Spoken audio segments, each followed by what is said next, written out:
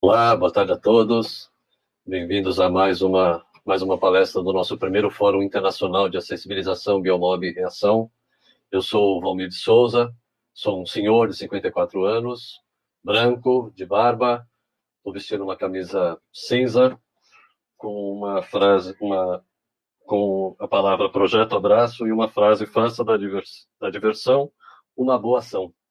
É um projeto de lá de São Paulo que eu gosto bastante. Aliás, por falar em projeto, vocês acabaram de ver um vídeo aí do Mestre Cirso, que é um filme sobre inclusão, uma excelente iniciativa, um trabalho muito bonito, né?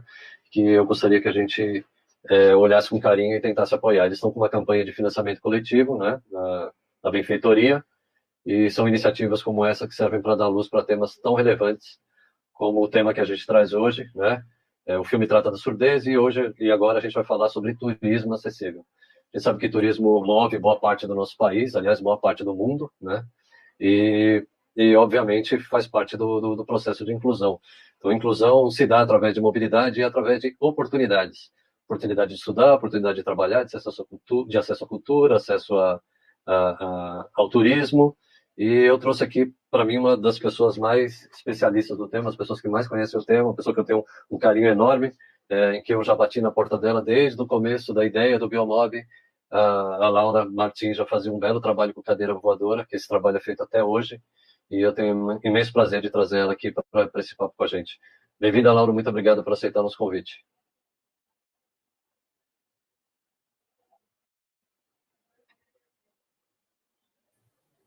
Ah, agora sim.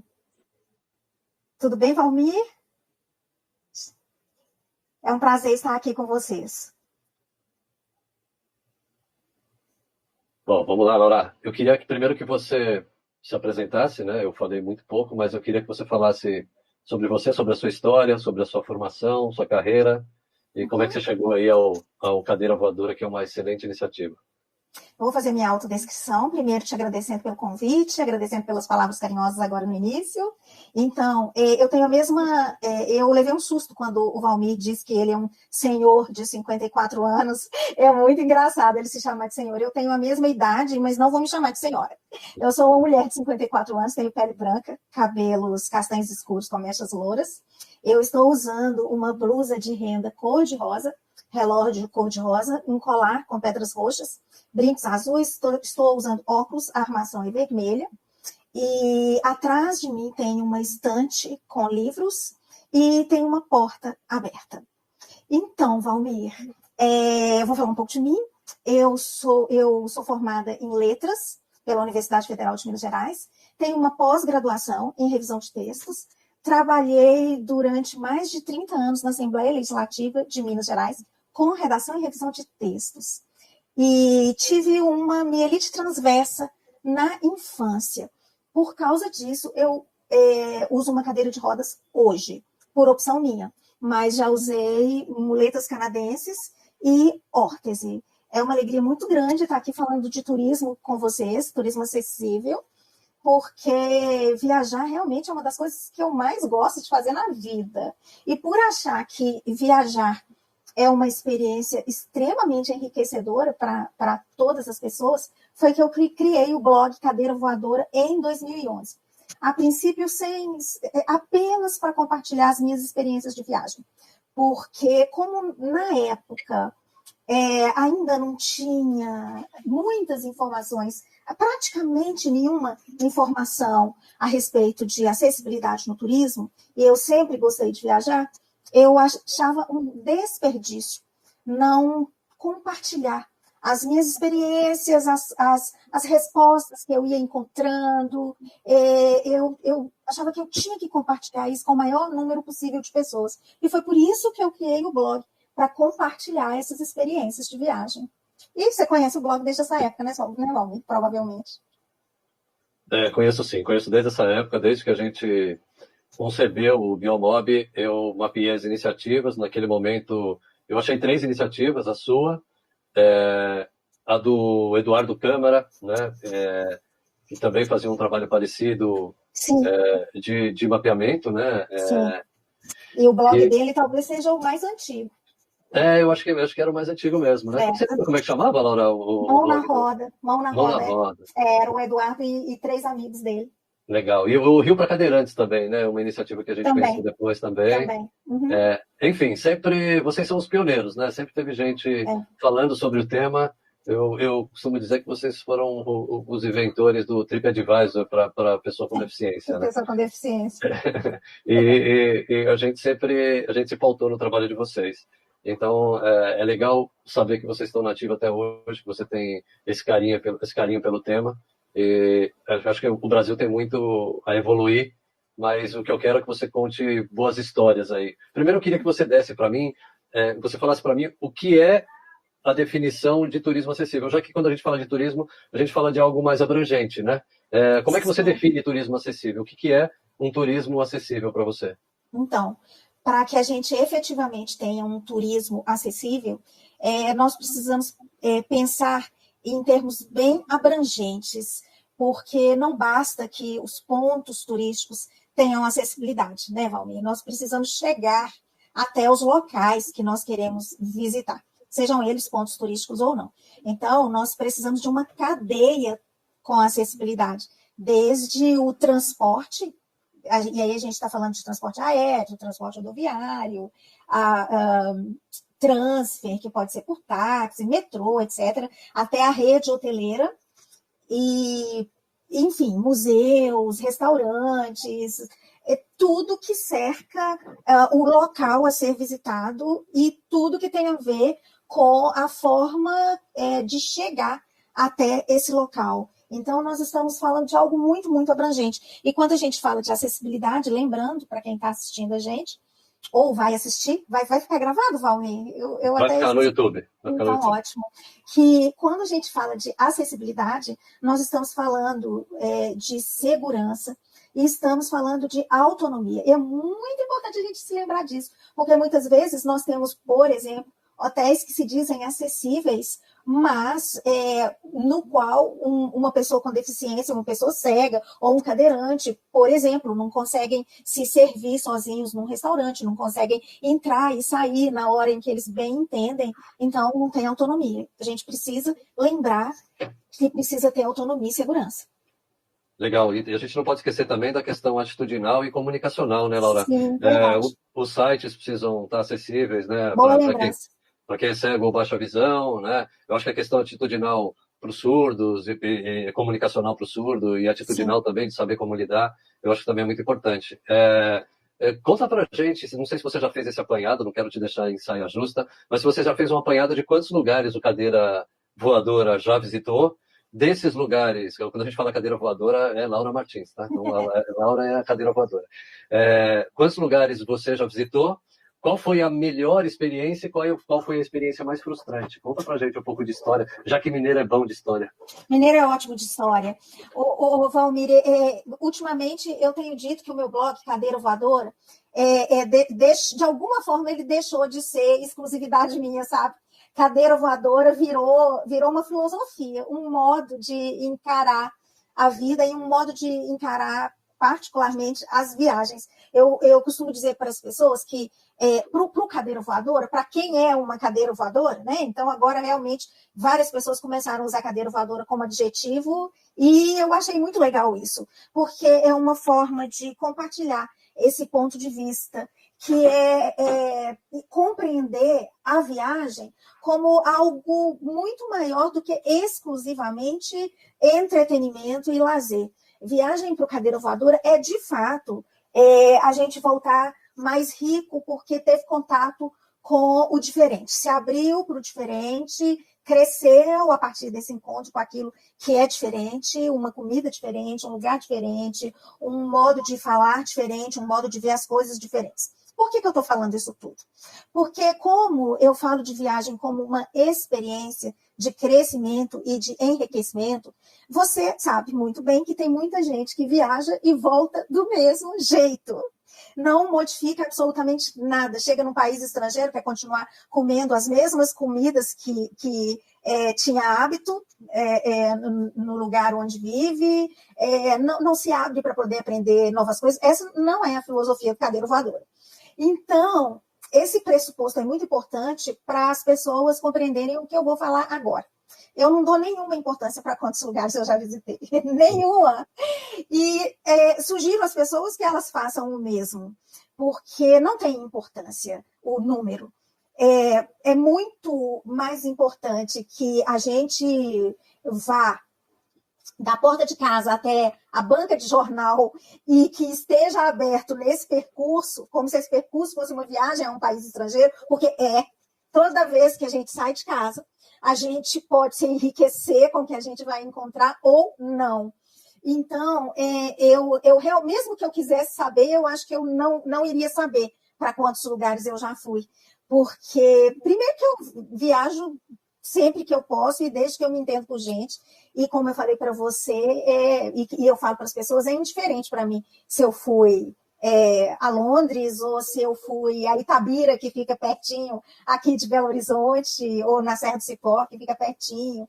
O mais importante é a experiência. Principalmente quando eu falo para pessoas que estão vivendo, por causa das deficiências, algumas limitações, algumas ou muitas limitações, alguns ou muitos impedimentos, que tem a ver tanto com as próprias características, mas principalmente com a falta de acessibilidade que nós encontramos, né?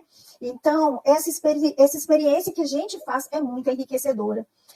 Eu conheço muitas cidades no Brasil e conheço muitas cidades fora do Brasil, mas os nomes não têm importância nenhuma. Quem tiver curiosidade de saber as experiências que eu tive viajando para fora de casa, para fora do meu lar, convivendo com as pessoas num país estrangeiro, fazendo intercâmbio, elas estão todas lá no blog Cadeira Voadora, independentemente de que lugar que seja ou quantos lugares que sejam. Legal, mas então conta pra gente, vai, pelo menos a melhor experiência de viagem em termos de acessibilidade e a pior experiência de viagem em termos de acessibilidade. Valmir, eu comento com as pessoas que eu pareço uma roceira, sem querer usar esse roceiro assim, de uma forma ofensiva, por favor. Mas assim, no sentido de que uma pessoa que vive lá na roça, às vezes tem poucas oportunidades de lidar com aquilo que seja muito diferente, né? Às vezes sai pouco. E quando a pessoa sai pouco, às vezes ela se encanta com tudo e se surpreende com tudo. Eu sou uma pessoa assim. Eu me surpreendo com tudo e me encanto com tudo. Eu me lembro quando eu estive em Londres com um amigo meu e eu fiquei tão emocionada, meus olhos assim se enchiam de lágrimas, sabe? Em cada lugar que eu ia, quando eu via aquela neblina de Londres que é tão poética, que eu lia, eu sempre adorei ler literatura desde 14, 15 anos de idade, que eu leio literatura clássica. Então, na literatura clássica tem muita coisa que se passa em Londres, e aí você reconhece os lugares, reconhece esse fog, essa neblina, e eu me encanto. É tão difícil dizer as melhores experiências que eu já tive por causa disso, sabe? É como se dentro da minha casa fosse uma rocinha, e dali eu saio, né? Deixo de capinar minha rocinha todos os dias, e saio para poder conhecer e ficar encantada com todos esses lugares. Então, eu fiquei... mas assim, eu vou destacar alguns, né? Eu fiquei realmente muito encantada com Londres, muito encantada eu me encanto muito com as pessoas, eu fiquei muito encantada com a elegância do londrino, com a gentileza para poder dar informação. Eu fui tratada com muita gentileza. Eu fiquei muito encantada com Newcastle, que é uma cidade do nordeste da Inglaterra, onde eu fiquei fazendo intercâmbio, porque as pessoas são também muito gentis, muito alegres e não são invasivas, porque muitas vezes as pessoas confundem alegria e gentileza com essa coisa de poder chegar e invadir a vida do outro, extrapolar na forma de lidar com o outro. E aí eu encontrei uma galera que bebe pra caramba até 6 horas da manhã, cai na rua. O londrino também bebe muito. De manhã cedinho você encontra com as pessoas no ônibus, assim, com cheiro de bebida. Mas as pessoas são gentis, as pessoas não são invasivas. E os londrinos não são alegres, né? Mas em Newcastle, que é tão perto da Inglaterra, as pessoas são muito alegres. E um terceiro lugar que eu quero citar, que eu gostei muito, é Nova York. Eu não esperava, não tinha o sonho de conhecer o Nova York. Eu fui para me encontrar com um amigo e passear com ele, e fiquei absolutamente apaixonada por Nova York. Hoje em dia, se eu pudesse escolher um lugar para morar, certamente eu escolheria Nova York pelo universo de ofertas culturais e artísticas. Nova York, você encontra um artista maravilhoso em cada esquina, porque tem muitas escolas importantes de artes, então você encontra artistas maravilhosos em cada esquina e assiste shows maravilhosos com os artistas agachados no chão, e você também se agacha, senta num banco qualquer e assiste a shows maravilhosos, e isso para mim foi absolutamente fascinante. A gente ter acesso a arte de tal qualidade em cada esquina. E outra coisa para mim também fascinante em Nova York é o fato de tantas culturas conviverem no mesmo espaço.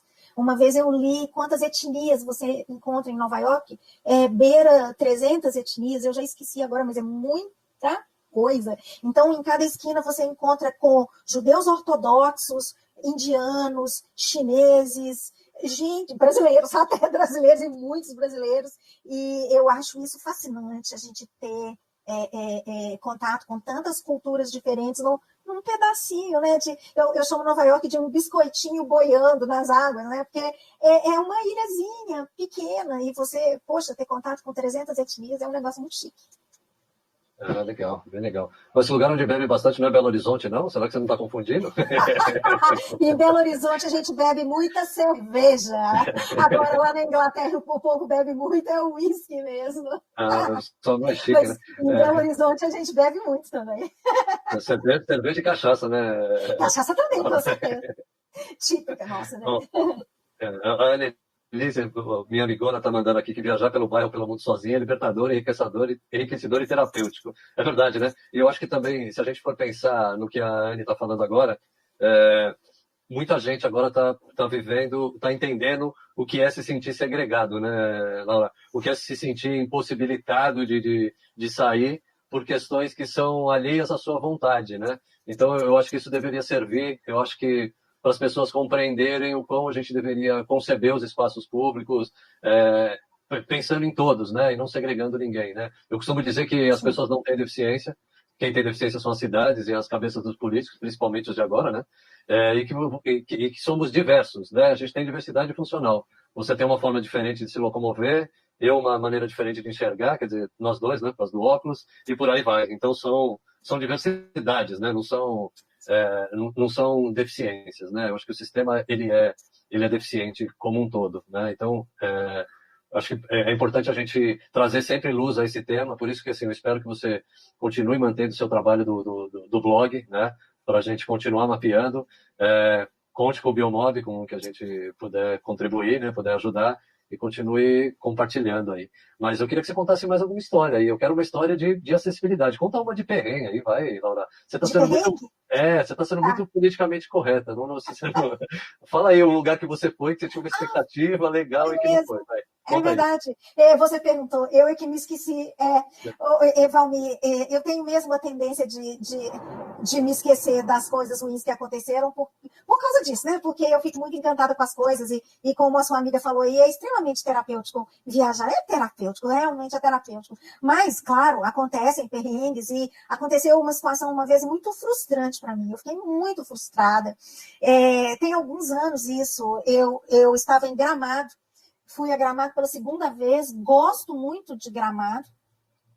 Acho Gramado uma cidade muito bonita, muito elegante, adoro frio, e é incrível. Ele estava fora da época de Natal, era outubro, se eu não estou enganada. Eu estava acompanhada, eu estava com minha mãe, meu padrasto e um dos meus irmãos. Nós fomos visitar a aldeia do Papai Noel.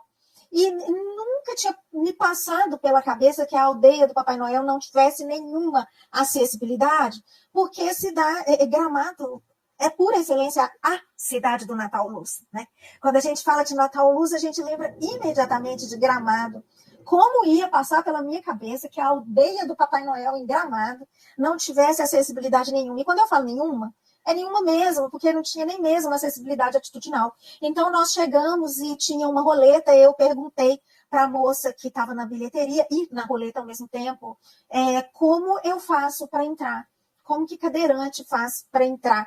Onde é a entrada para cadeirante? Porque todo lugar que tem uma roleta tem uma outra entrada para pessoas que não têm como passar pela roleta, não só cadeirantes, né? Porque obesos não tem como passar pela roleta, gestantes, um carrinho de bebê, até mesmo um idoso, dependendo das circunstâncias, não tem como passar por uma roleta. Então, assim, eu só perguntei onde fica a entrada para cadeirante. E a moça me respondeu assim, com o jeito mais indiferente da face da terra.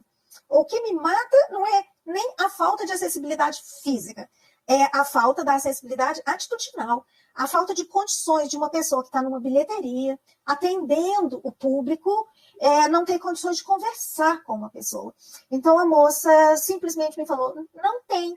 Eu falei assim, mas com certeza tem, moça. Talvez você ainda não esteja informada, mas com certeza tem.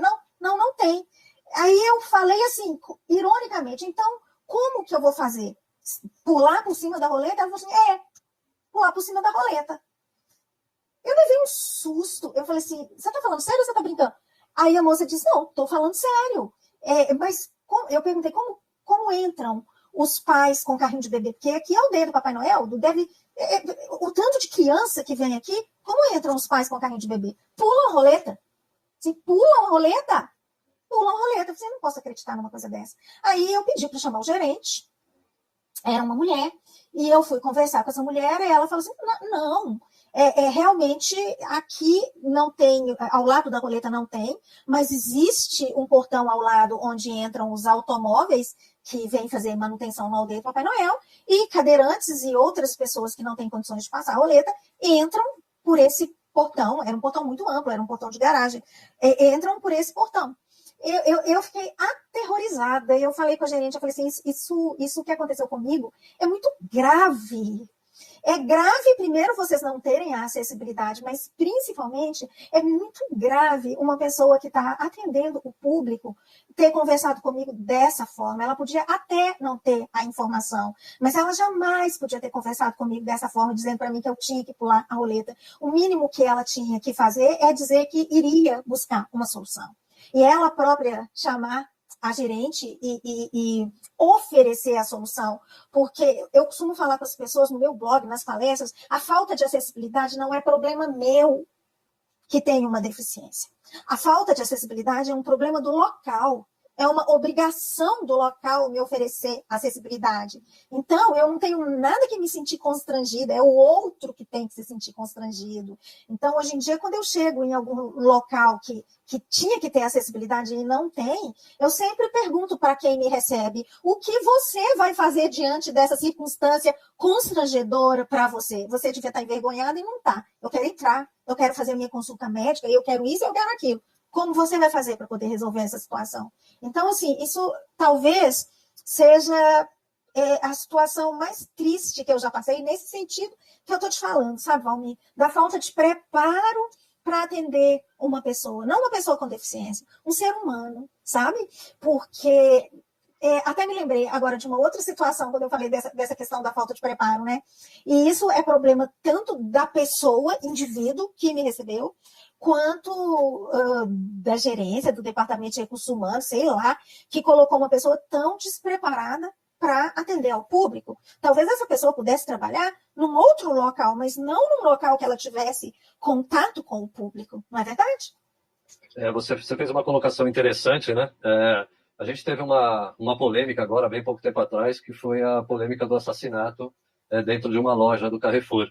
E para mim, o mais grave foi a reincidência do Carrefour. Para mim, não foi coincidência, Laura. Eu não faço campanha para prejudicar a imagem de ninguém. Só que há bem pouco tempo atrás, os seguranças mataram um animal, né, um coitadinho de um cachorro, no estacionamento, e agora mataram um ser humano, um homem. Então, algo tem que ser feito. A gente vive um momento em que os valores sociais, esse extremismo político que a gente vive agora, que é ou direita ou esquerda, isso está fazendo um mal para a sociedade enorme, assim, um mal muito grande. A gente está se esquecendo que nós estamos lidando com vidas, né? Com vidas. Exatamente, assim, não tem a ver com esquerda, com Não, direita, não, não, tem não. a ver com valores, né? Sim, Com respeito ao ser humano. E eu fiz sim. questão de montar esse fórum agora, mesmo um pouco desmotivado, né, Laura, pela toda a pandemia que a gente está vivendo e por também esse momento delicado socialmente. Só que eu pensei, a gente não pode deixar de falar do tema, Não. porque a gente está sofrendo retrocessos toda hora, né? Sim, verdade. Sempre. E eu vi, há bem pouco tempo atrás, de novo, mais um paralelo, um empresário famoso, reclamando, postou um vídeo reclamando de acessibilidade, que era um absurdo o governo Uhum. federal obrigar ele a colocar acessibilidade nas Uhum. lojas da Havan. Não vou falar que é o Luciano Hang que estava fazendo isso, para não pegar mal, mas reclamando que ele era obrigado a colocar acessibilidade, porque não ia cadeirante, não ia cego na loja dele. Né? E a gente tem que engolir isso, tem que escutar isso, é o cúmulo, né? É, Valmir, sabe o que eu costumo falar para as pessoas? Ok, a gente escuta, mas na hora que a gente entende o poder que a gente tem quando nós estamos unidos por um propósito, eu acho que a gente tem condições de ajudar a pessoa a repensar as palavras que a pessoa proferiu, sabe? Para poder não dizer outra coisa. Então, por exemplo, nas últimas semanas e até nos últimos meses, nós tivemos condições de derrubar projeto federal, derrubar aqui em Belo Horizonte essa semana, ontem, foi dia 3, nós estávamos, assim, super aborrecidos, porque um vereador quase conseguiu aprovar um projeto que retirava direitos nossos e o vereador não acatou o parecer do Conselho Municipal. Você conhece o Conselho Municipal aqui de Belo Horizonte, você sabe como as pessoas são competentes, e o vereador não acatou um parecer, não, foram 3 pareceres do Conselho, mas a gente berrou tanto, Valmir, mas a gente berrou tanto, e o projeto foi derrotado. E a gente tinha certeza que se esse projeto passasse, que o prefeito iria vetar, porque a gente iria fazer muito barulho e muita pressão. Então, a gente tem que ouvir essas coisas, né? Como a gente ouviu desse empresário. Pior, de cadeirante, membro de comissão da OAB, que apoiou o empresário, que é pior ainda do que o empresário, e isso tudo vira público, mas se a gente pode tirar uma coisa positiva disso tudo, e que bom que você manteve o evento, o positivo é que talvez nós estejamos aprendendo a ser menos ingênuos, acreditar menos em palavras e mais em atitudes, avaliar se efetivamente aquela pessoa que tem um discurso de quem está apoiando segmentos, se ele de fato está apoiando segmento. E uma coisa que eu acho que falta a gente aprender, ontem no evento que a nossa comissão da OAB daqui de Minas, que nós promovemos, o Joelson Dias falou a respeito disso, e eu achei muito importante, ele lembrando que dentro do segmento das pessoas com deficiência, a gente tem muitas diferenças de opinião, normal. A gente tem uma interseccionalidade, porque a pessoa com deficiência não é só uma pessoa com deficiência. Pode ser, por exemplo, vou dar o exemplo que ele deu, pode ser uma mulher com deficiência negra, lésbica, e aí ela vai tangenciar o movimento das pessoas com deficiência, o movimento LGBT, o movimento antirracista, e isso tudo precisa ajudar a gente a compreender, ter clareza de propósito e ter uma clareza de que o que interessa é o propósito. E que, apesar das diferenças, sejam quais forem as diferenças, a gente precisa lutar por esse propósito. Não tem nada que pessoa com deficiência ficar brigando com pessoa com deficiência, porque pensa diferente em coisas que não são determinantes. Nós temos que ter uniformidade de pensamento no propósito que a gente quer atingir. E nos meios éticos, porque nós vamos atingir esses propósitos por meios éticos. As outras diferenças a gente vai ter que aprender a respeitar. E então, esse momento difícil, eu espero, difícil politicamente, difícil por causa da Covid, eu espero, Valmir, que ele esteja contribuindo para que a gente perceba outras coisas, entenda a importância de outras coisas, porque separados nós não vamos conseguir fazer nada, né, Valmir? O que eu posso sozinho, o que você pode sozinho? É verdade. Essa palavra ética está tão fora de uso, né, ultimamente, em todas as esferas de governo, né? E assim, não é só colocar um intérprete de Libras que a gente está fazendo acessibilidade, né? É olhar para a causa e parar de arranhar. Realmente, o momento é complexo. Mas eu queria a sua opinião a respeito da seguinte questão. Eu li um estudo da The Economist, alguns anos atrás, que falava que as empresas que se preocupam com acessibilidade e inclusão faturam 10% a mais do que quem não se preocupa. Então, que não seja pelo lado humano, que não seja pelo lado da lei, né, do lado legal, que pelo menos seja pelo lado econômico, que eu acho que vai pautar boa parte das ações daqui para frente, infelizmente. Eu acho que a gente vai mergulhar numa crise absurda, mas eu vejo o setor do turismo como um setor importantíssimo, né? Eu estou muito mais aqui no eixo Petrópolis, Rio de Janeiro, né? E eu percebo o quanto as empresas estão quebrando, né? Tem uma rua aqui em Petrópolis que chama Rua Teresa, que é uma rua de comércio, né? E várias lojas fechando.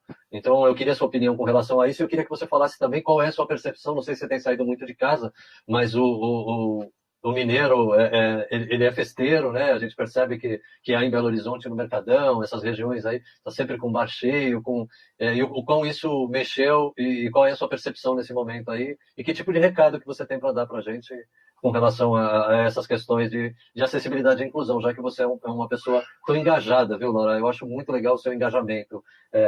Eu acho que é muito importante ter representatividade de pessoas como você. Obrigada, Valmir. Valmir, sabe, eu quero começar falando uma coisa que eu acho que a gente não pode perder de vista.